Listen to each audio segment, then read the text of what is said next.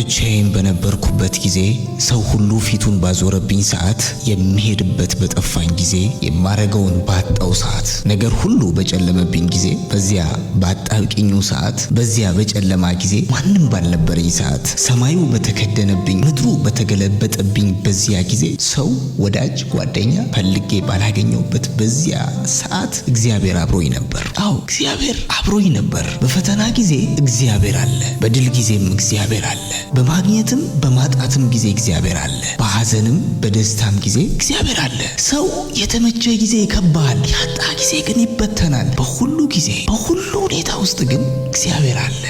እግዚአብሔር አለ።